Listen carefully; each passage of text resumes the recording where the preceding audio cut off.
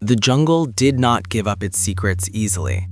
For more than 1,000 years, it had grown, breathed, and swallowed everything humans left behind. Stone temples collapsed into themselves. Roads vanished under roots thicker than walls. Names faded. Stories became whispers carried only by birds and rain. And somewhere beneath that endless green, a king slept, forgotten by the worlds that once bowed before him. Long before the tomb was found, before the first spade cut into the earth, the king had already lived a full and turbulent life.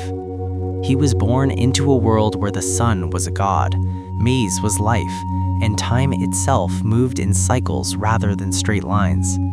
His people did not see history as something that ended, but something that returned. Every ruler was a reflection of ancestors, and every death was only a doorway to another form of power. The child was not born in silence. Drums sounded across the city. Priests marked the day by reading the sky and the sacred calendar. The stars were favorable. The elders smiled. This boy, they said, would carry the weight of divine blood. From his earliest years, he was taught that he was more than human. He learned to stand still for hours while jade ornaments were placed upon him. He learned the sound of conch shells announcing his presence. He learned that his body belonged not to himself, but to the gods and the people. Every scar, every ritual cut, every ceremonial fast shaped him into something sacred and terrifying. By the time he became king, the city was already ancient. Its pyramids had been raised by the hands of men long dead. Its plazas echoed with the footsteps of generations. And now, it was his duty to keep the world in balance. He ruled during a dangerous time. Rival cities watched each other like predators. Alliances shifted. Wars were not fought only for land, but for cosmic order. Captured enemies were displayed not as trophies, but as offerings to the gods who demanded blood to keep the sun moving across the sky. The king stood at the center of it all, war leader, priest, living symbol of the universe itself. He wore feathers brighter than fire. His headdress towered above him, alive with motion as he walked. Jade beads rested against his chest, cold and heavy, each one carrying the breath of the earth. When he spoke, scribes recorded his words in stone, carving his deeds so that time itself would remember. But time is never loyal. As years passed, drought crept across the land. Rains failed, crops withered. The people looked to their king with fear behind their devotion. Had he failed the gods? Had the balance been broken? He answered with ceremonies more elaborate than ever before. Bloodletting rituals lasted through the night. Smoke from burning copal rose like prayers into the dark sky. Prisoners were sacrificed atop temples as drums thundered below. For a while, it worked, or at least the people believed it did. Then came illness. The king's strength began to fade. His movements slowed. His voice, once commanding, softened. Priests whispered in corners. The city prepared for the inevitable, even as they prayed against it. When the king finally died, the city did not simply mourn a man, it mourned a universe. His death marked the end of an era and the beginning of a ritual that would last days. His body was washed and painted with red pigment, the color of rebirth. Jade was placed in his mouth, a final breath for the journey ahead. His bones were wrapped in fine cloth. Around him, artisans laid objects not meant for the living: obsidian blades, carved masks, shells brought from distant seas, symbols of power and protection. The tomb was built deep beneath the temple, hidden within layers of stone and earth. It was not meant to be found. It was meant to exist forever, sealed from time, guarded by gods and darkness. The final stone was set in place. The entrance vanished. The city above continued to live, to fight, to decay. And eventually, it too was swallowed. Centuries passed. The jungle claimed everything. Roots cracked temples open like eggs. Trees grew through palaces.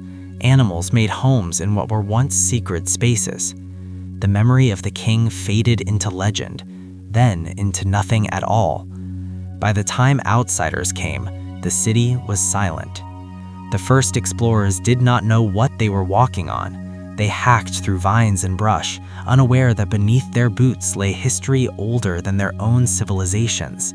Some took artifacts, some left graffiti, most moved on. It would take generations before anyone realized what was truly hidden there. When archaeologists finally arrived with patience instead of conquest, they sensed it immediately. The land felt different. Stones were not random. The earth had been shaped by hands that understood geometry, ritual, and meaning. They worked slowly, carefully. Every layer of soil was a page. Every shard of pottery was a sentence. The jungle resisted, but knowledge always does. Days turned into weeks, weeks into months. Then, one morning, everything changed. A worker's tool struck something solid, not rock, but stone-shaped with intention. The sound was different, hollow, purposeful. The team froze. They cleared the area inch by inch, revealing a staircase descending into darkness. Air that had not moved for more than a millennium escaped with a sigh, as if the earth itself were breathing out. They knew what they were standing above: a tomb. As they descended, torches revealed walls covered in carvings. Figures danced, fought, and transformed into gods. Dates were etched in stone. Names, royal names, spoke across time. At the bottom, sealed by a massive stone slab, was the chamber. Opening it took days. No one rushed. This was not a discovery to be hurried. When the slab was finally moved, silence filled the space. Inside lay the king. His bones were arranged carefully, still painted with traces of red. Jade ornaments surrounded him, glowing softly in the torchlight.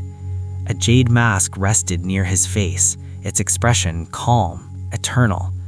Shells, blades, and symbols lay exactly where they had been placed 17 centuries earlier. No grave robber had ever touched him. The king had waited. For the archaeologists, the moment was overwhelming. This was not just a skeleton. This was a person who ruled, feared, hoped, and believed. His story was written not only in stone, but in the objects he carried into death.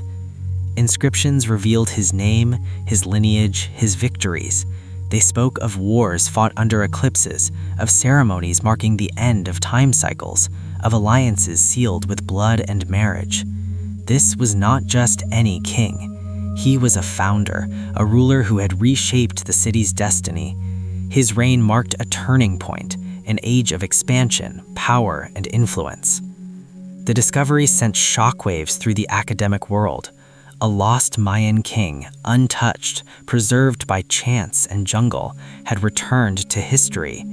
But the most powerful part of the discovery was not the gold or jade. It was the humanity. The king had arthritis in his joints, suggesting years of ritual kneeling. His teeth showed wear from a maize-heavy diet. A healed fracture told of an old injury, perhaps from battle, perhaps from a fall during a ceremony. He was not a god. He was a man who carried the burden of being treated as one. As the tomb was documented and sealed again for protection, the jungle stood quietly around it. Birds called, insects hummed. Life continued as it always had. The king, who once was lost, was now remembered. His story reached far beyond the ruins. It reminded the world that civilizations do not vanish, they wait. Beneath forests, beneath sand, beneath our ignorance, entire worlds lie sleeping. And sometimes, after 1,700 years of silence, they choose to speak again.